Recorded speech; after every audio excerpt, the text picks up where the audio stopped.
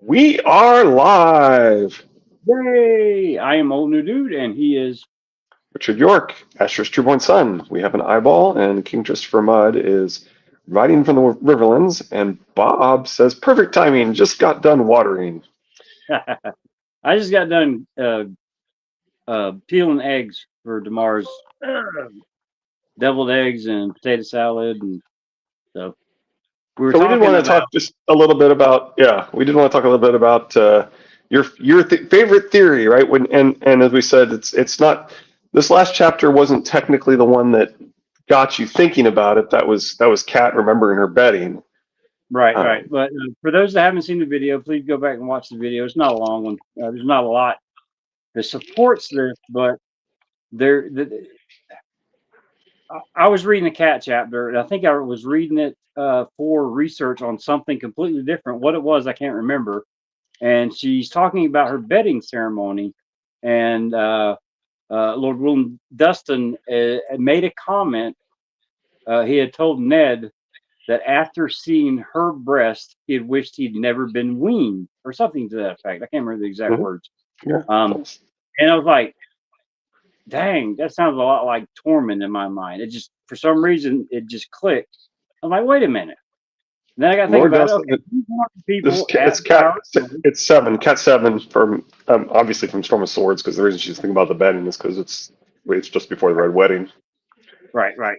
And so I got to thinking about it. I'm like, okay, well, he's one of the guys at the Tower of Joy where it's already suspected that there are those that were there that are still alive. And this is like Order of Green Hands, which I agree with a lot of stuff that they were talking about, but they were like, okay, uh, uh, Tormund Oh, it's right in the was, middle. It's literally right as they're doing the betting ceremony. So it's right in the middle of the Red Wedding.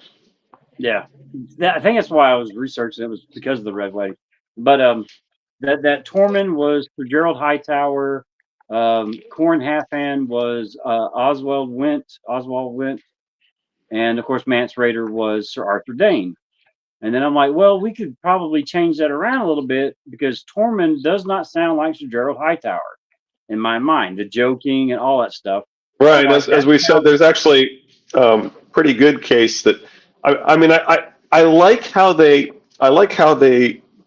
get to, well, Corn Halfhand wouldn't necessarily really be the Lord Commander because we don't know, because people say when they injure a Kingsguard they might exaggerate and say it was the Lord Commander, but he could just be a different Kingsguard, right? I right. like that concept, but the reality is it's fairly straightforward to say that he is the Lord Commander, right? Well, I mean, And more, yourself, and Lady Thistle have pointed out plenty of reasons why right. uh, And my Corn favorite my Halfhand. favorite being that it's implied that he has a bony arse, Yeah, which and most of the size nicknames, especially at the wall, are mhm, ironic nicknames, right? The size is the opposite of the characteristics of the person, so we should be looking for mhm, somebody who looks more like a spear and less like a bull. right. And then when it comes to Tormund, I'm like, okay, he could be Lord Willem Dustin. He could have survived the Tower of Joy. Um, and we're told that the only thing that Ned brought back, he brought his sister's bones back, and Lord Willem Dustin's red stallion. That was a gift from Lord Lady Barbary Dustin's father, the prize of his stable. So this is a recognizable horse in the north. So it couldn't be kept at Winterfell because somebody would recognize the horse. And we're told in the prologue that it's the exact wrong horse for north of the wall. So my theory is that since Lord Willem Dustin was a lord in the north and may have had insight on what the wildlings were and used to the cold, that he was originally to go north of the wall, become king beyond the wall. When that failed, then Mance Rayder went and became king beyond the wall, but couldn't take the horse, couldn't leave it at Winterfell, so he brought the horse was brought back to Lady Dustin. And then my new theory is that she's in on it. That's why she still wears black. That's why she hasn't remarried because she's still in the eyes of the old god. She's still married. And then they were talking about, well, you pointed it out with the Maester's ink and a quill.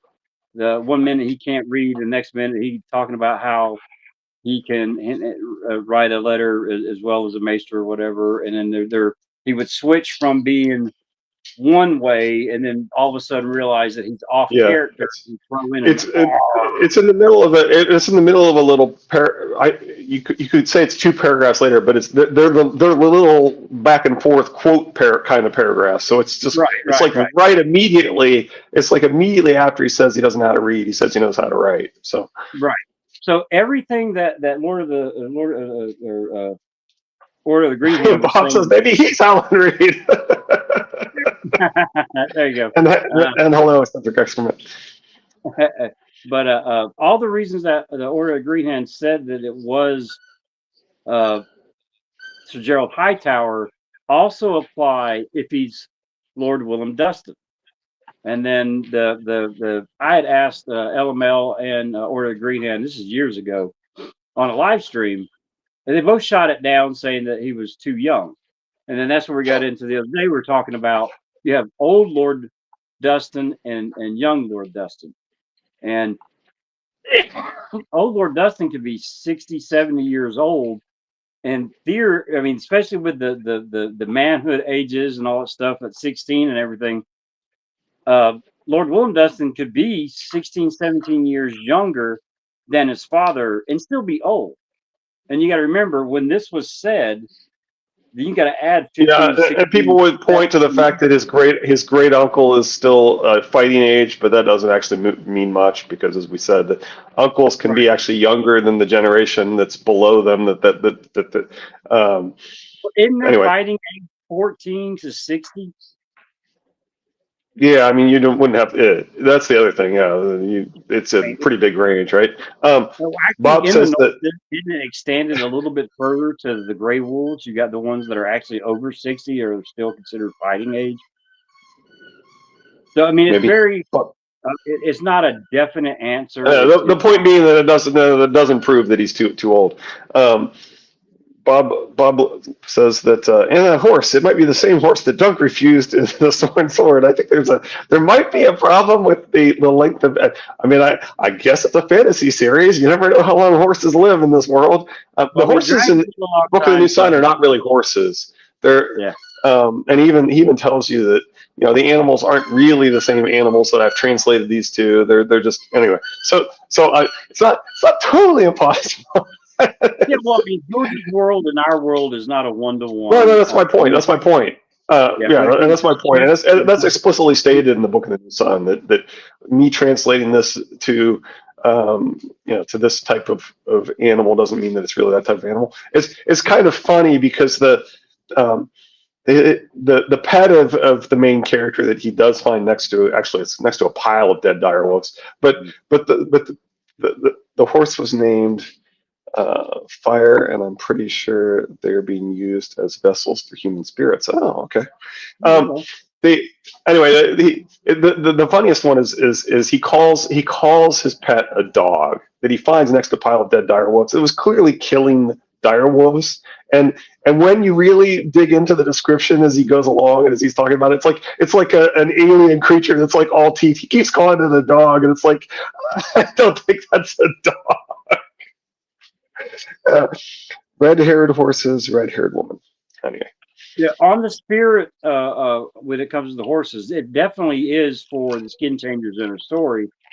And like in Star Wars, you got Force adjacent or whatever it is, where they're not full-fledged Jedis or anything. In the story, there might be such a thing as skin changer adjacent, like Sandor Clegane. He's not a full-fledged skin changer. The one time when he really does imply that perhaps animals have this supernatural extra long lives would be the ravens, right? When Bran skin changes a raven and he tells you that the skin changers inhabited them long ago, and it's like, wait, what? Definitely. I mean, Bob has touched on something, even though it was done as a joke, but he's touched on something that is definitely possible in George's world. I like when you pointed out the ravens. There's a lot going on when it comes to these animals that we don't know. It's Sharon's version of animals. On the giants, when it comes to they were created from the mammoths to be the mammoth riders, which would have been that long night version of a dragon and a dragon rider. That was the biggest thing on the land, and they needed something to ride it and control it. Oh my God. Mr. Ed plus Animorphs equals Blood Raven disguised as a mule, and Dunk keeps unintentionally shitting on his plans. Okay, your animal quote has just aged you a little bit there, Bob. You might be younger than us, but I don't think too far. And Mr. Ed's probably not as much of a cultural phenomenon as it was for us either. Mr. Ed comment. I mean, there's still Although there have been so many, although it's such a part of the culture and it's quoted so often. It perhaps spans generations. Yeah, and also on the Tormund, Just- as Sir William Dustin or Lord William Dustin, his love for John, it shows through the page. He's very loyal to John. He's very protective of John. And if he was a close enough friend of Ned to travel to the Tower of Joy, to be one of those seven, there's probably a close bond there. Even after Lord Rickon was killed, an older Lord Willem Dustin could have been a substitute father figure. It's a good point. In addition to the fact that we're being told that Tormund is deliberately lying about his ability to read, based on the fact that he tells us he can write immediately thereafter. Well, I mean, his speech pattern changes.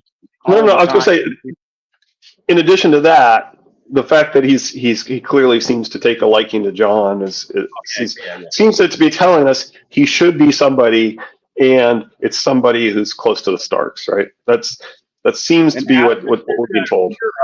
Out of the two that are theorized to be Tormund, mine, Willem Dustin, and Laura Greenhead's Sir Gerald Hightower. Out of the two, who would instantly protect and love John? We got more. This is a Song of Ice and Fire theory hour. So you're in a stream about people theorizing about George R. R. Martin's book series that begins with A Game of Thrones. The big Game of Thrones series is based on. So that's where you are.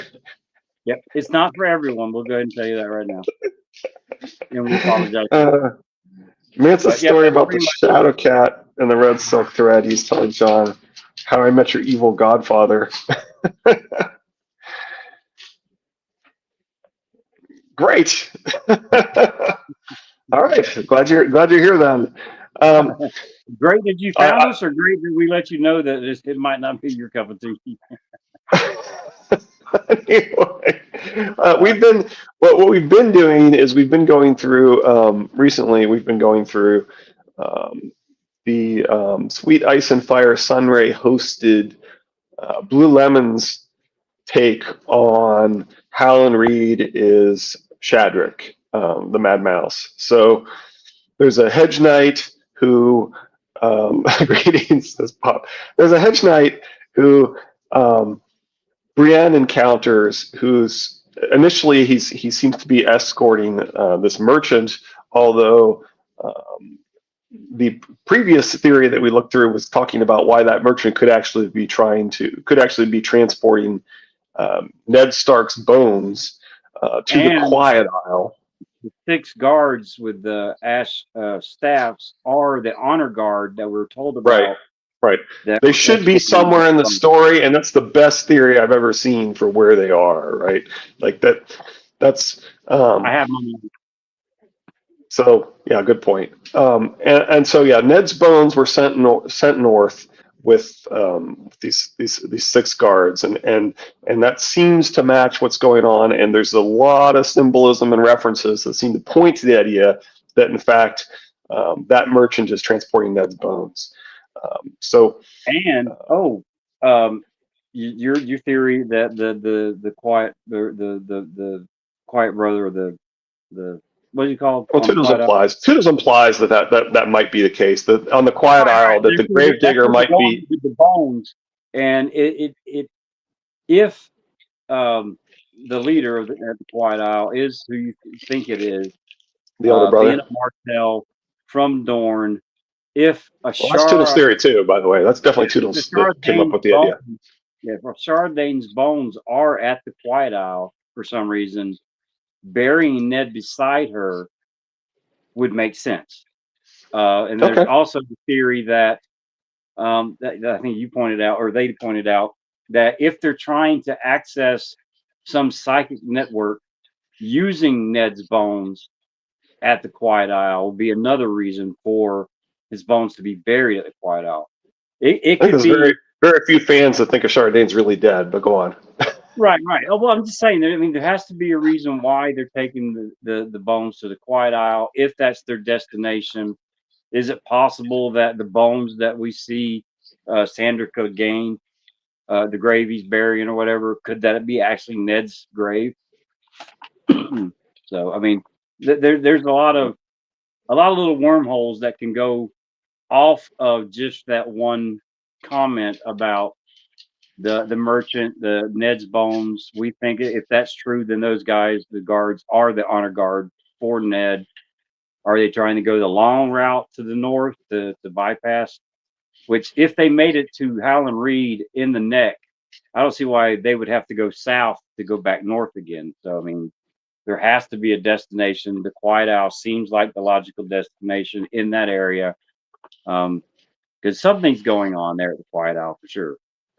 Yeah, and this is Toodle's references to why that would be the destination for Ned's bones are really good. Maybe we have seen Ned's bones already. Maybe they got burned right in front of us. Okay. Huh? Uh, It's possible. George likes to hide stuff in plain sight. so where we left off was Blue Lemons of the Silent Sisters podcast had just said that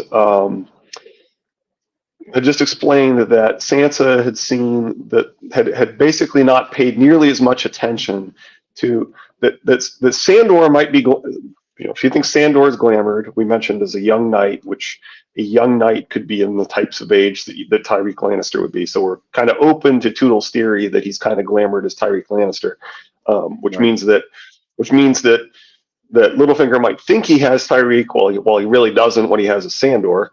Oh, and stop and think about this. If the height, which I pointed out last time, might be a problem, we've already seen a glamour make a taller person look shorter when it comes to Mance and Rattleshirt. So Right. even if Tyrick Lannister isn't tall enough to be a 1-to-1 with Sandor Clegane, we've already seen a glamour shorten somebody. Absolutely. Sure. Glamour. So yeah, that yeah, I like that. Bob says that burning Ned's bones might power John's transformation. It's interesting. Ooh. Oh, I like that a lot.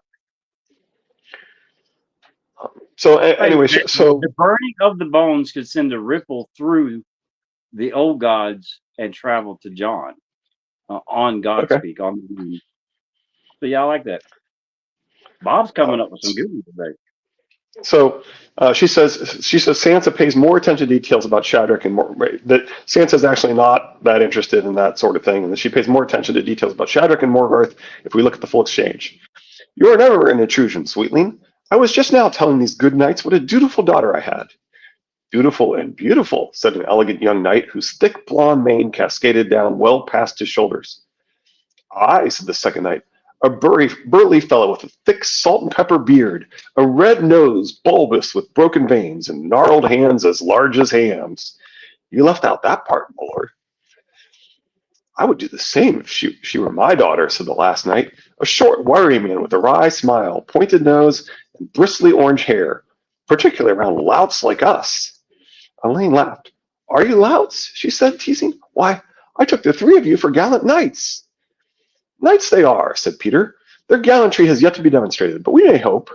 Allow me to present Sir Byron, Sir Morgarth, and Sir Shadrach.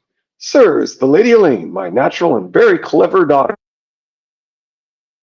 Did you notice that? Did you catch that? Just like Dunk could spot that the fiddler was. I just lost my Bluetooth.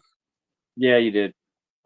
Just like the Dunk could spot the fiddler being a lord or higher, Sansa just inadvertently realizes that these people are higher than what they're pretending to be. I like that. Yeah. Rattlebones. And that's why Bob referring to the glamour.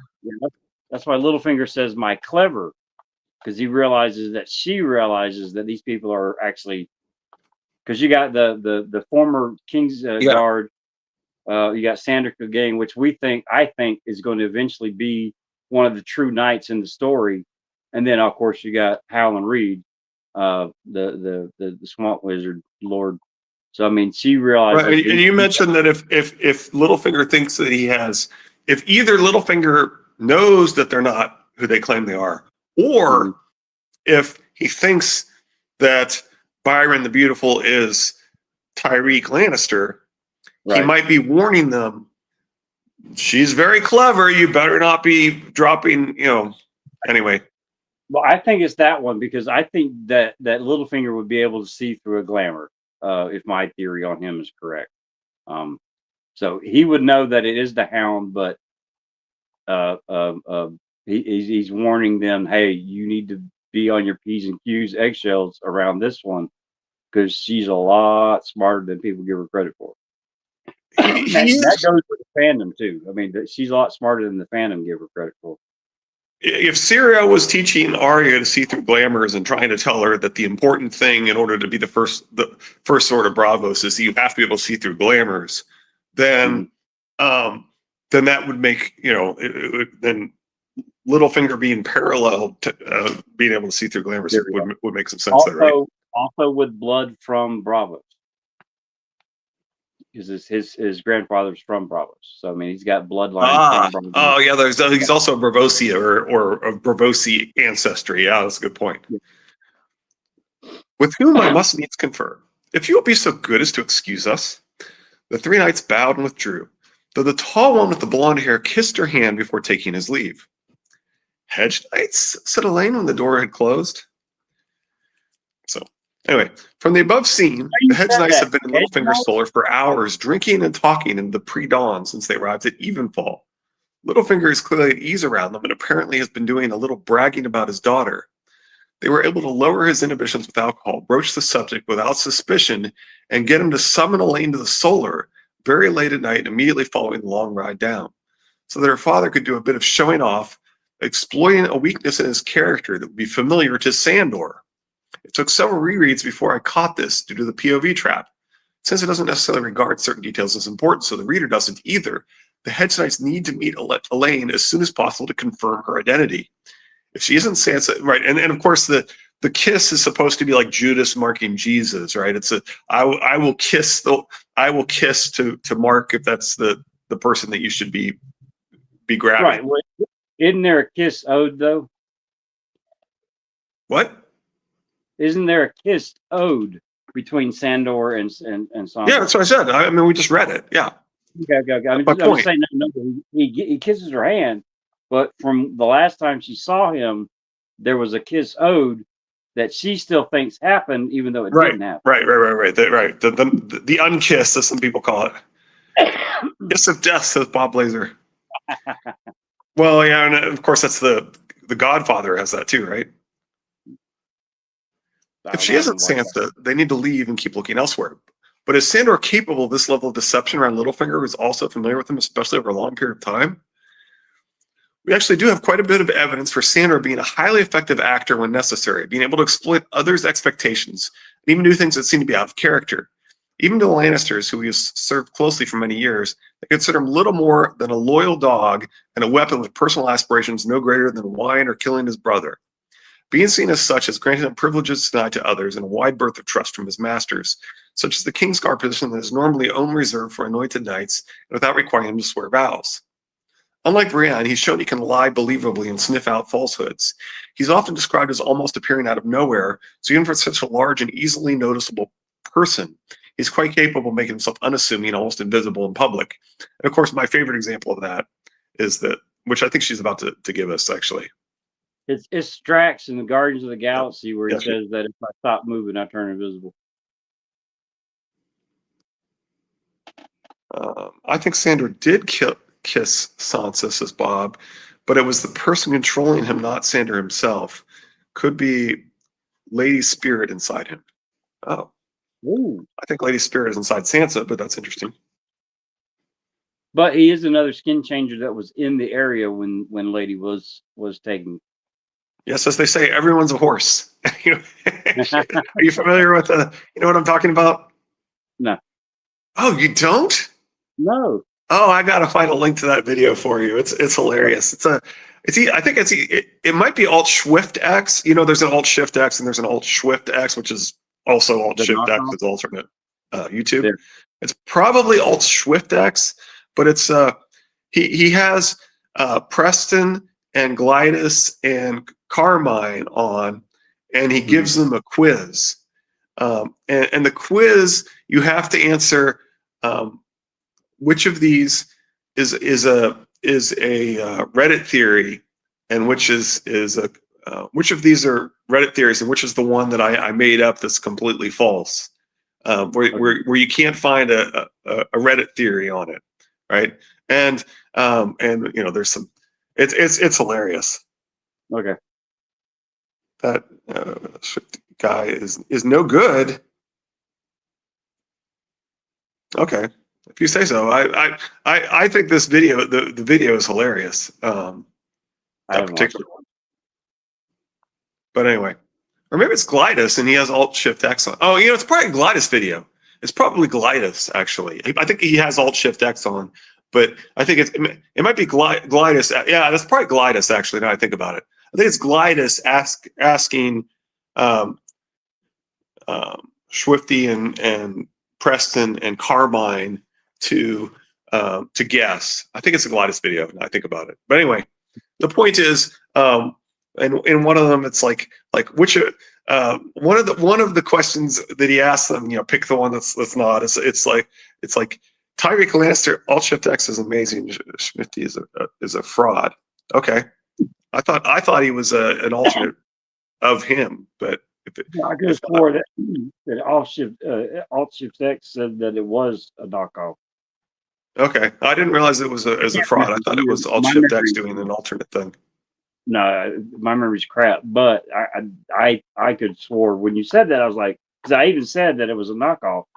That Alt Shift X came out and said that the other channel was a knockoff. But like I said, we know what my memory's like. I just assumed it was like him making a joke channel because it was so bad. I assumed it was satire. Anyway, the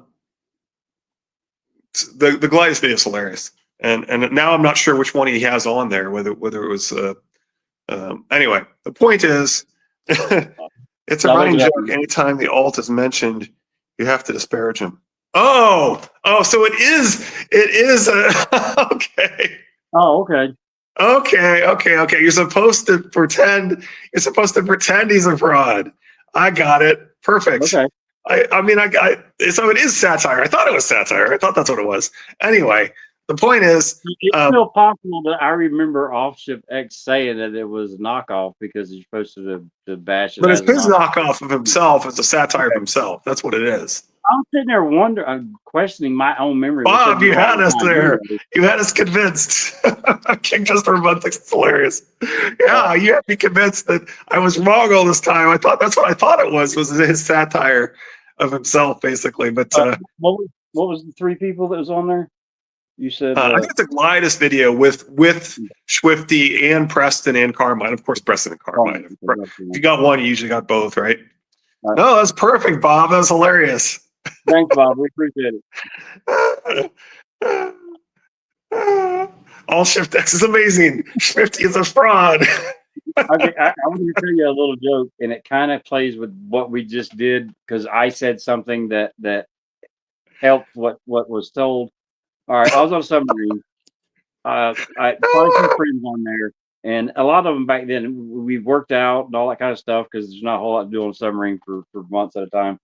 But one of the guys, they were playing a joke on my best friend, and they told him because my best friend was really into push-ups and all that kind of stuff, that another guy on the ship's father held the world record for push-ups.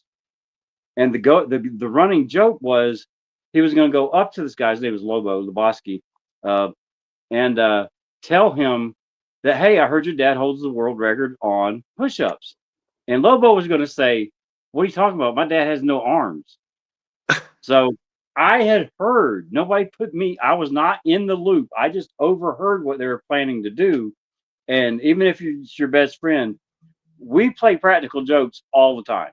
So he comes back to me. He's all upset. He's like, man, oh man, I really messed up. Oh, I said, what'd you do? He said, I went to Lobo and told him, I heard your dad had the world record for push-ups. I said, what are you talking about? His dad ain't got no arms. And then he just lost it. I wasn't in the loop. I should have told him the truth. But I mean, as soon as he walked up, I just busted out laughing. Sorry. That's what that reminded me of just then. All right. The Amphibian box says, I have no idea what you guys are talking about, but I love it. Yeah, well, on Wednesdays we basically are here mostly to talk and laugh and discuss theories and we haven't made much progress on this one. Which is fine, because that's not really what it's really more about, an excuse to get together and laugh and joke about these theories and things. Yeah. So now what we've done on the last maybe four theory hours was talk about Toodles' theory, and then also we got Blue Lemons, the same theory, just got there in a different road trip to get to the definitely they have very different styles of analysis and so forth, and it's right. I do think combining them is very interesting, but the theory is that Shadrach is Howland Reed, Byron the Beautiful is Sandra Clegane glamored, and then what's the other guy, Morgoth or whatever? The older brother is Morgoth the Merry. Yeah, Morgoth the Merry is the elder brother, which with the description of the black salt and pepper.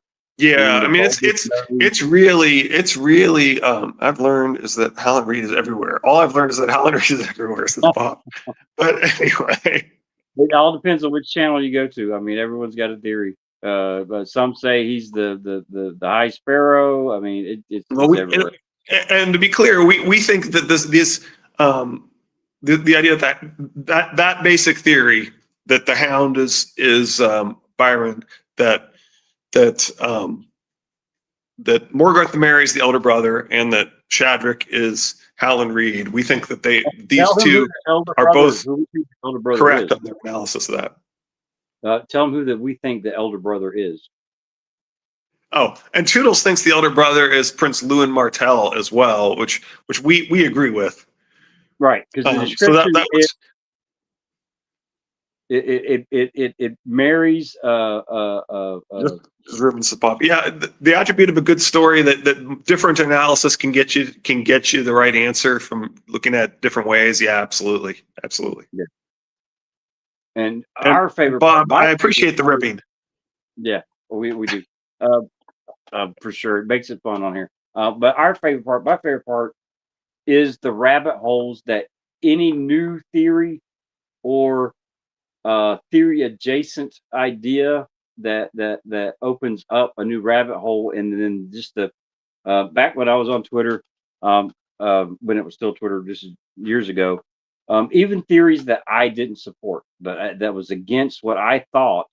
As soon as somebody said that what they were thinking, I mean, it was a new idea. I hadn't heard it. It goes against what I said, but I went through and was sitting there tweeting things that helped that theory, even though I didn't believe in it. And that's kind of what this is I don't care if it's a theory I believe in. I like the journey. I like the rabbit hole. I like the conversations. It makes it a whole lot more fun. What is the letter combination? What room did you present to me? As we said, this is a discussion, a song of ice and fire. So the ASOIAF is a song of ice and fire. That's the book series beginning with the Game of Thrones by George R.R. Martin, which that is the adapted into Game of Thrones. At least the first three books were adapted to Game of Thrones, which is rare because I mean our viewership generally we're at a max pretty much right now at 8. But for YouTube to suggest this to you, I am completely shocked. I mean, granted, years down the road when millions of people will be watching these rewind because all of our theories are correct. But right now, I mean, I don't think I've ever seen I like your anybody. algorithm. I don't think I've ever seen that algorithm promote us to anyone. There's been one or two times when somebody's come in and said, "What is this?" Well, I mean, Chrissy Allen was new. I don't know how she got. Even Bob, I don't know how Bob got here. The algorithm might have liked me. We did get a few people who show. Oh, okay, 2025. The future is packed with LOL or FOL or a group of people adding letters. Oh yeah. Well, anyway. So yeah, this is a song of ice and fire is what that letter combination means. But anyway, so we're going through a second analysis of one of our favorite theories, which is the Howland Reed as Shadrick. Okay, in Aria 10, A Storm of Swords, we see Sandor's abilities, magics, and we see Sandor's abilities on full display when they successfully infiltrate the twins just before the Red Wedding. With only a hood over his scars, he adjusts his manner of speaking and acting, gives plausible explanations, and effectively fools a knight that is well acquainted with him because he understands how others think. Right, and I really love this because people will be like, "Well, Mance Rayder can't be Arthur Dane," and I'm like, Cat studies Jason Mallister boldly, right, with no recognition in his eyes, because she's convinced nobody will expect her to be there, and she doesn't look very highborn when she's all wet. Right. Which is another red flag for a highborn lord to be riding down the road and someone that looks more common to be eyeballing them is very, very rare. Most of them turn it's the fact that you would think that she would have given herself away just by the fact that she's willing to look him in the eye, right? Looking for recognition in his eyes, that he ought to have been like, huh, that's weird. Commoners don't do that. This must be somebody of my station that you'd think that would give her away right there, right? So she actually doesn't do as good a job as Sandor does, but let's go. I mean, she's included the quote, so we'll go ahead. Salt pork for the wedding feast, if it please you, sir. The hound mumbled his reply, his eyes down, his face hidden. So he's behaving the way you're supposed to behave, right? Right. Salt pork never pleases me. The pitchfork knight gave Clegane only the most cursory glance and paid no attention at all to Arya, but he looked long and hard at Stranger. The stallion was no plow horse, that was plain at a glance. How did you come by this beast? The pitchfork knight demanded. Milady told me to bring him, sir, Clegane said humbly. He's a wedding gift for young Lord Tully. What lady? Who is it you serve?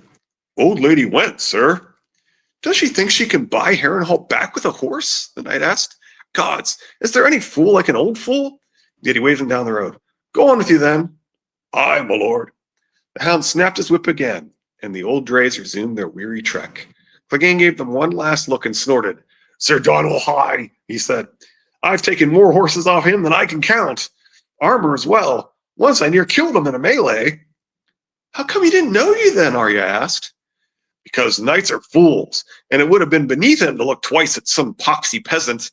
Gave the horses a lick with the whip. Keep your eyes down and your tone respectful and say sir a lot, and most knights will never see you. They pay more mind to horses than to small folk. He might have known Stranger if he'd ever see me ride him. Even though he despises knights and normally lashes out when someone calls him sir, he doesn't mind being misidentified as a knight when the need arises. In Arya 9, A Storm of Swords, when Sandor needs a ferry to cross a flooded river with Arya, he becomes a knight to the ferryman and uses knight's honor as credit. He's capable of suppressing his usual reactions, seeming to behave out of character to accomplish a goal. As Sandor is well aware of how to adjust his speech and behavior to convincingly become a peasant, and has allowed himself to be thought of as a knight, becoming Sir Byron is not such a stretch. Yeah, so he is, as you said, a pretty good actor. Right. And we don't actually know how much conversation is going on with Byron. Is he Is he blended into the background? Is he not speaking as much as Shadrick? Yeah, he might be. You would think he would. Well, as the youngest member, it wouldn't be that weird for him to be letting the other two lead the conversations either, right? And chances are he got goaded into the duel with Corbray. Is it Corbray? That's happening behind Sansa, the younger knight. Oh yeah, Lynn Corbray is the one who's deadly with a sword, if that's what you mean. Right. There is a sword fight. I'm assuming with blunted swords that's going on around Sansa at the time that Shadrick comes up to her and catches her and all that kind of stuff. If I'm not mistaken, it is Byron that is losing. And if that's the case, he could still be favoring his leg and not be 100%. I don't think he's involved in the sword fight. I have to relook it up. I could have swore it was him. No, I don't think so. Okay. As a Lannister man and sworn shield, Sandor has been exposed to proper courtly conduct his entire life. He may not choose to behave with flowery courtesy, but he does not act or speak crudely when he is in his professional role. He can be courteous to a lady as when he dabbed Sansa's lip with a handkerchief, the difference being its sincere act and not for show. As his position, although actually, to be honest, I'm not so certain that act wasn't a deliberate show to distract her from killing Joffrey, because she was going to kill Joffrey if he didn't intervene right there. Right. You know what I'm talking about? What's that? The time when he dabs her with a handkerchief, I actually think that's another act. He's acting like he's being gallant, but he does it because he can practically read Sansa and see that she's about to murder Joffrey there. So is that where we're still on the plank? He specifically thinks about how I can kill him right now, and she's about to do it, and that's when he does the. Yeah. If I'm remembering correctly, that's when he intervenes with the handkerchief. So it's right. I think it is an act. It's an act to distract her and to protect Joffrey, but he's pretending like he's not doing that. Taking Joffrey and herself off of that plank. Yeah. That she could end them both right then. Yeah, he's saving both of their lives deliberately because he knows what she's about to do. That's right. I think he reads her, understands that how desperate she is, and realizes that he needs to intervene right there. Yeah, anyway. I agree. As his position is close to the royal family, he needs to be trusted to act properly. He is not Gregor. Unlike the TV adaptation, Sandor is depicted as having a care with his appearance, usually neat and plain or highly adorned. In the Winds of Winter sample chapter, the next time we see all three Hedge Knights again, they'll also be dancing with Sansa. Again, this isn't that strange a thing for Sandor to do, even if we haven't seen him do that on page. Like all courtly protocols, dancing was a required part of real medieval knightly training, even done in full armor. Andal chivalric culture, not to mention being a primary form of entertainment found everywhere. Courtesy is not just a part of a medieval girl's education. It is expected of all nobility to know the rules of etiquette and chivalry to advance family interests. Sandor is not so anti-knight or lives so outside Andal culture that it ever made him refuse to learn how to compete in a tourney joust, which was normally reserved only for anointed knights. It's the title and vows he takes issue with, not the skill set. Sandor is from an Andal knightly house with some formal education from a maester, served in an Andal High Lord's house, and then at the royal court. It would be more shocking if he didn't know at least one dance. I agree. If the Hedge Knights are following a pattern of being contradictions, I would expect Sir Byron not to conform to expectations, but to turn out to defy them. On one final note, it shouldn't be mere coincidence that GRM has already placed a Sandor in the Vale in the form of Sandor Frey, squire to Donald Waynwood, Knight of the Gate after Brynden Tully. Sandor Frey is not seen on page, only mentioned in the Clash of Kings appendix as existing. The name Sandor is only used twice in the entire series. His mention then is likely a hint by the author of what is to come. Now we will look at glamoring and the plausibility of a glamour being used in this context. The shadows come to dance. I like that, Bob. Glamoring and the precedents set for it in A Song of Ice and Fire. Melisandre I, A Dance with Dragons, tells us quite a bit of good information on glamoring. The bones help, said Melisandre. The bones remember. The strongest glamours are built of such things.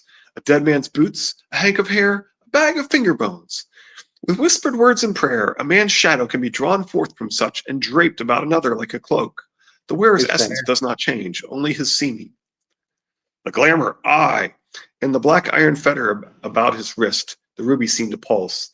He tapped it with the edge of his blade. The steel made a faint click against the stone. The spell is made of shadow and suggestion. Men see what they expect to see. The bones are part of that.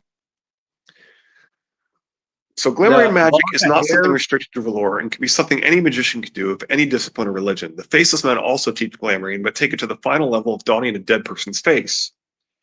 She's telling us The what she did to John. Says hey, when she references a lock of hair, I think that is what they're using on Sandor is a lock of Tyrik's golden hair. Bob, I thought you were referring to, okay, fair enough. I thought you were referring to, the Order of the Green Hands theory on Tormund and John having been swapped. That She is a wrapped him gorgeous. in his Ned's shadow, Bob says, but that maybe he's not referring to that. Yeah, well, the Tormund John swap the video, it's a gorgeous wormhole, rabbit hole to go down on what's in the text, what the stuff that they bring up in their video. I think the video is titled "Is John Alive?" or something like that. Yeah, I mean it's and as we said, it's clearly an answer that George. It's what George basically was. They're basically in Barney and How I Met Your Mother. Challenge accepted. So George basically said that you should interpret it as John could be alive. Right, because it was at a party or something, and then somebody came up to him. That was one of the questions somebody asked him. I think at a con, John dead? Somebody made a comment about, "Will you resurrect Jon Snow?" And he said, "Oh, you think he's dead, do you?" And that's what got them to try to figure out, okay, well, if he's implying that he's alive, how can he be alive? And then that's when they went with the glamour. Mary Ellen ran with it and was all convinced, and then she kept working on Dave and finally got Dave to make the video. Now he has shadow armor, which the Hound has been foreshadowing since the very beginning. No, she burned Ned's bones. That's who Rattlebones was wearing, and she used the magic to give John shadow ice armor. He is Jerem, Frankenstein, Werewolf, and Dracula all in one, plus much more. Ghost is Melisandre. Bob's on fire today. This is kind of I like that we do theories instead of it being chapters. Yeah, I love the participation. That's for darn sure. Yeah, it makes for very, very. I mean, we only get an hour to do this, but I mean, it makes it very fun, and we appreciate it. Absolutely. I'm glad that he both confirmed. He both, first off, he convinced me otherwise, and then he confirmed that all Swift X is in fact the parody account of all Shift X. Anyway, that was great, Bob. That was great. Yeah, I like that. Evening, Kirsty. Hey, Kirsty, you missed some fun stuff. You're gonna have to go back. Oh yeah, it's a very fun video, actually. We're not making much progress, but it's a very fun video. That's why Ghost looks at John like he doesn't even know him. It was Mel. It was Mel the whole time. Cheers, Kirsty. Oh yeah, Bob is on fire. He had us going there for a while too. Oh man. Anyway, mummers change their faces with artifice, the kind of man was saying. And sorcerers use glamours, weaving light and shadow and desire to make illusions that trick the eye. These arts you shall learn. Well, what we do here goes deeper. Wise men can see through artifice, and glamours dissolve before sharp eyes. But the face you are about to don will be as true and solid as that face you were born with. The ugly little girl from A Dance with Dragons. That raises a question that I brought up last time. All right, you look like the person, the glamour. So if Bob's serious. If Byron the Beautiful is dancing with Sansa, and she raises her hand to his face, which I think it's his left side in the book, right side in the show. Does she feel the scars? And if so, will the glamour fade away in her eyes? It is probably only glamour. Right, yeah, it is. It's a glamour. If she realizes, wait a minute, this this doesn't. This is burnt scars, and then she realizes it's the Hound. Once she realizes it's the Hound, in her eyes and her eyes only, the glamour will fade away, but everybody else will still see Byron the Beautiful, but she'll see Sandra Gougain, and that's what I think. Unless she says something out loud, and in which case it could potentially dispel it for everyone, right? For everybody, yeah. People see what they anticipate. So if they anticipate Byron, they see Byron. But if they anticipate Sandor, then the glamour fades in the person's eyes that realizes it's not Byron. I made that kind of confusing, but Bob, I guess Bob was serious, or it's also possible that now he's ribbing us further. It's both seem almost equally plausible to me at this point. right. Anyway, Bob is serious and unhinged at the same time, says Lady Thistle. Necessary for any good watcher of the stream. Yeah, that's probably right. That's probably our core audience right there. Yeah. All 5 of them. Exactly. Helen Reed can change earth to water and water to earth with no more than a whispered word. He can talk to trees and weave words and make castles appear and disappear. His words can create magic, the same as Melisandre. There's no reason that Glamorine would be beyond him, especially when it seems to be a very basic form of illusion. And in fact, that might even be what those words mean. The raw materials for a good glamour are readily available on the Quiet Isle. They have countless bones of long dead and honest people that have washed up on their shores. And Jerem really emphasizes that the Quiet Isle has rubies, and Maribald couples them with bones. Many strange and wondrous things are pushed toward us to wash up on our shores. Driftwood is the least of it. We found silver cups and iron pots, sacks of wool and bolts of silk, rusted helms and shining swords. Aye, and rubies. 6. Better rubies than bones, said to Maribald as rubbing his foot, the mud flaking off beneath his finger. Not all the river's gifts are pleasant. The good brothers collect the dead as well. Drowned cows, drowned deer, dead pigs swollen up to half the size of horses. Aye, and corpses. Note how the items listed appear to be a dichotomy between the beautiful and elegant and the rough and practical, with the wording pairing them together. I am in your head like Howland.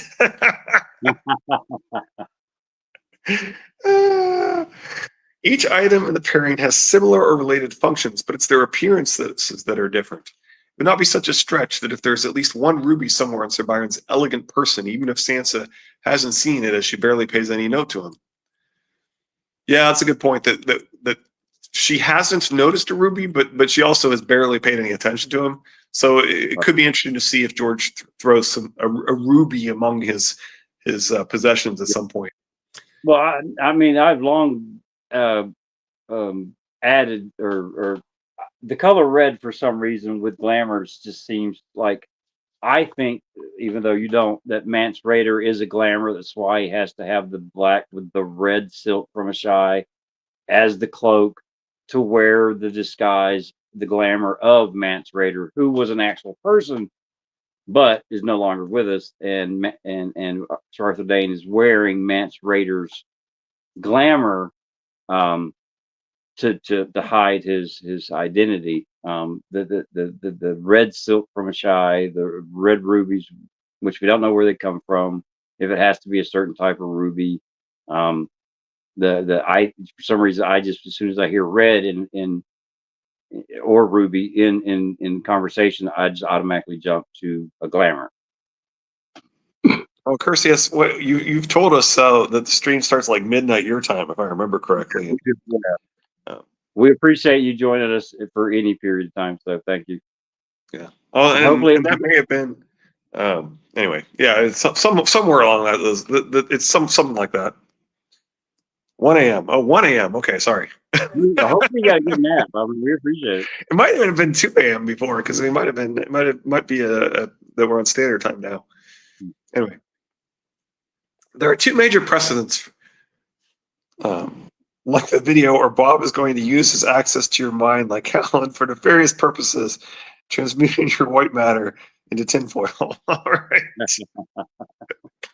There are 2 major precedents for Glamorine being used in the series that are highly significant to this theory, or it doesn't necessarily to this theory, but close enough.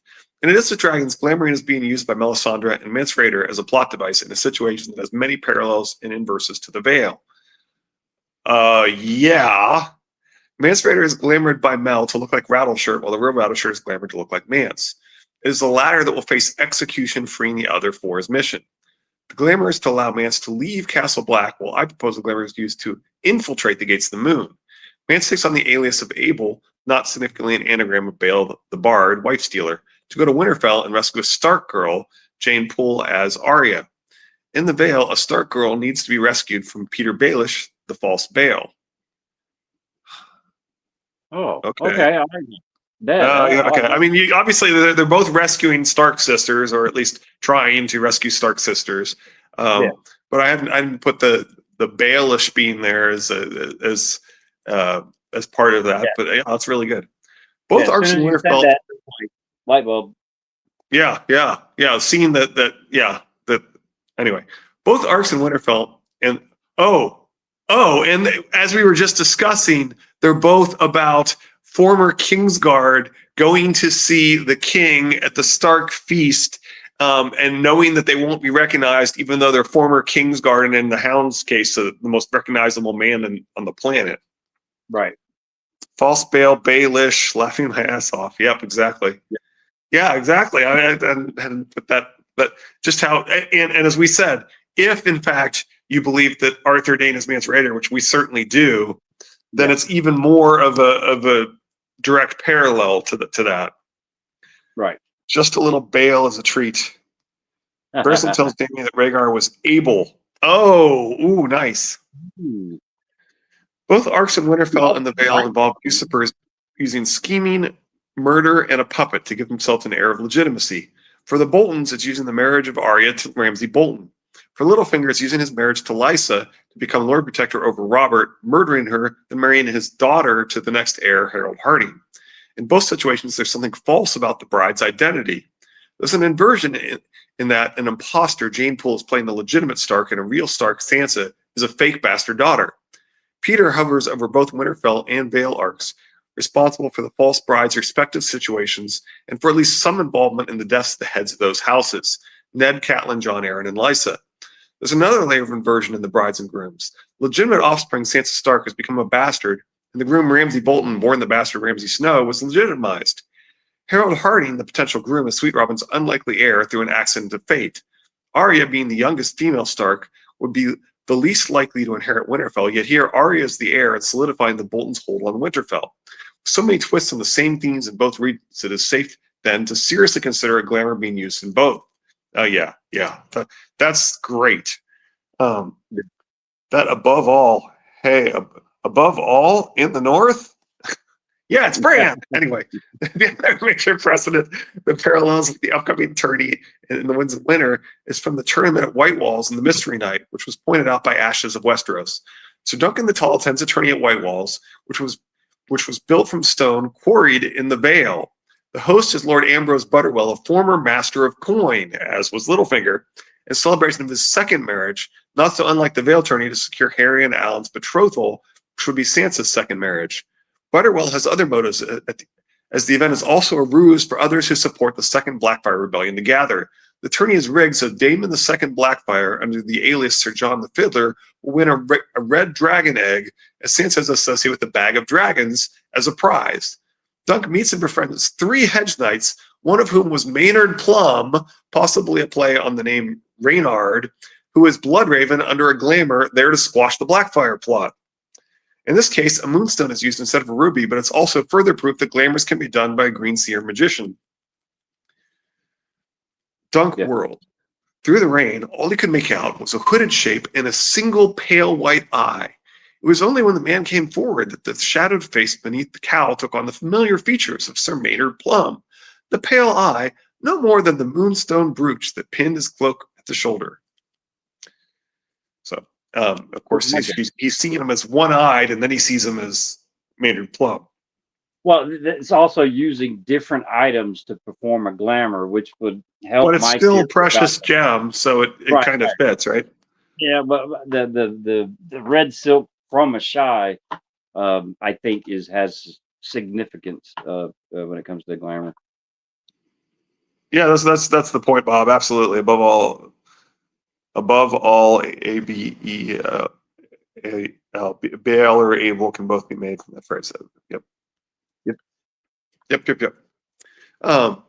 It's an agent of Blood that actually stole the red dragon egg by the privy shaft in Lord Butterwell's chamber. The only one small enough, specifically child-sized, to fit is a dwarf. Sir Shadrach is not a dwarf, but Sansa says he is wiry and could be mistaken for a squire. After the plot is dismantled, Butterwell is attained and White Walls is torn down to the ground and the earth salted. The destruction of White Walls speaks to a probable and massive upheaval in the Vale in the Winds of Winter. Again, see the avalanche theory. There's also a strong possibility that the tourney of the Winged Knights will also be and we should mark that. Also, you got Sansa defeating a giant in a castle made of snow, and then you're talking about White Walls, which is a completely white castle. Sure. In this parallel. There's also a strong possibility that the tourney of the Winged Knights will also be rigged by Littlefinger. Absolutely. The comments made here and here. No one seems to have a high opinion of Harold Herring's jousting skills, and he's up against far more experienced tourney knights. He was only just knighted by Jan Royce, an attorney for squires, and according to Miranda Royce, it was set up so Harry would win. With Sweet Robin's health uncertain, both men are jockeying for influence over the air. Littlefinger arranged for Harry to do well in the tourney as another way to woo him away from Bronze Jan, further isolating and diminishing the Lord of Runestone's power to oppose him. And of course, that adds to the theory that that's going to not work, right? Since the John the Fiddler doesn't. Anyway, it also encourages him to view the betrothal to Elaine more favorably. At White Walls, the master of games was being bribed to fix the listings of matches between competitors for a favorable outcome. In the Winds of Winter sample, Elaine visits Peter's solar and finds a window open and a stack of papers on the floor, one of which was the list of competitors. We shouldn't fall into the POV trap again and think these details are unimportant as their attention is drawn elsewhere. Someone child-sized and good at climbing could have easily been in that room to get a look at the list of competitors in advance. As we can see, there are numerous parallels, and of course, if he's Howland Reed, and we know how his short daughter is incredibly good at climbing, that well, not to mention you're told all the stuff this man can do about walking on water, mud, or breathing water, mud, or whatever.